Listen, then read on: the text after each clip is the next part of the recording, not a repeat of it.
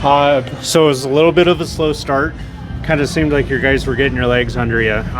What'd you say to the team after that first intermission to kind of get them going?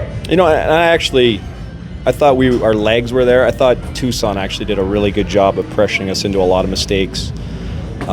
They dictated the first period by the way they played, and just kind of told everybody to calm down. Honestly, that we had to start kind of boxing out, blocking shots, playing a little faster. And sometimes playing a little faster means talking a little bit more. Even on cowbell night, when it's hard to communicate, you still have to talk. And when you're helping out your buddy, it seems to slow the game down. So as the game went on, we seemed to slow it down a little bit for us, and then obviously took over. Did you guys have any cowbell nights at your previous team?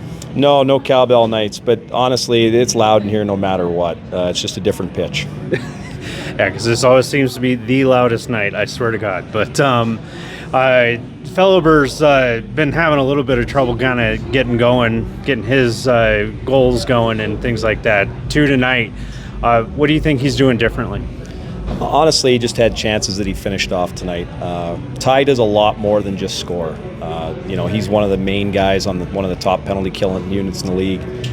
He has a personality that drags people into the fight. So even when he's not scoring, he was contributing in other ways. It's just nice to have him get rewarded tonight.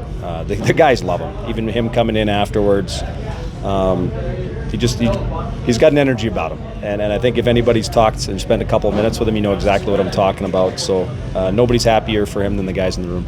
And Jack Sean has been kind of in and out with you guys, split his time between you and Denver. What is the biggest benefit of having him back in the lineup? Well, I mean, he's such a good puck transporter. Whether it's making the right decisions on breaking the puck out and picking the right guys, or just using his feet. He has a lot of different weapons to break the puck out. And actually tonight I didn't think was one of Jack's better nights. I thought, there was times where he's a little in between, but we have a little bit of some illness going around. I think he's one of the guys struggling with it. So some of that played a part, but it's always nice to have Jackie back there. The power play was a little calmer. He just has a way of making the right play at the right time to come out of our zone, and it's always nice to have him. When you do have Jack Sean in the fold like that, how do you anticipate the rotation then of D that comes in, since you have a few options? Yeah, I leave a lot of that up to Timmy. He's working the matchups. Typically the Middleton-Gagne group's going to be in a lot of D-zone situations, and the other two kind of get more of the offensive load. But I'm very comfortable with 8 to 10 guys that we can put on D. There's some guys in Utah that can play here, and we're that deep. And it's more important for them to get games, but I'm very, very comfortable with the group that our management team's assembled here, that regardless of who's in the lineup, I feel like we have a good chance to win. I ask you about the penalty kill a lot, but I wanted to key in specifically on why this mix of personnel worked so well. You mentioned Ty Fellober a second ago, but just some of the things that these guys are doing so well individually that's leading to that complete effort. Well, I think they're playing the system more than anything. I find that they're committed. Especially late that last one, guys are blocking shots. They know exactly what their assignment is, and I think Tim deserves a lot of credit for making it clear. There's no gray area, and because there's no gray, we're aggressive. They know where their reads are, and they're getting rewarded. So that when you get rewarded with killing penalties, there's just confidence comes from that, right? So you're more aggressive, your sticks are in the right spot, and you're not questioning anything. They're just kind of all in, they trust each other, and that's what it looks like on the ice. And you told me for Ivan, the next step in his development, one of those things is getting stronger at the face-off dot. He wins a draw. It helps to set up Fellober for that goal. Where are you seeing those strides in his game? Yeah, and in particular, it's the second effort on that goal. It's not a clean win. He's got to kind of dig for it.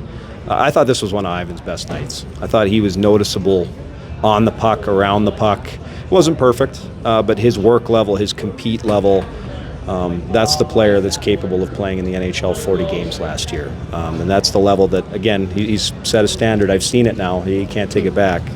So that's the expectation for tomorrow. Were you able to watch Makar's second NHL game, and did that have any influence on the identity of the line that he was on tonight with Sendin and Jadlishka? No, to be honest, he was on the fourth, because if he plays tomorrow, it's going to be 3-3. So I was trying to protect some minutes. But I thought that line was outstanding, and I thought he was a part of it. Even that empty net goal, for him to go through Perutovich at the line there and not poke and hope and look for a goal.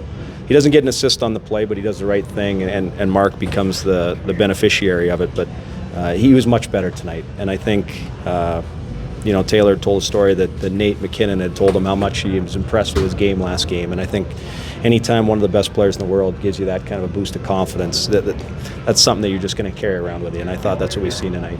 Nate's a man of few words anyways. Right. That's all I have for you. Awesome. Thank you so Awesome. much. Appreciate it. Thanks, guys.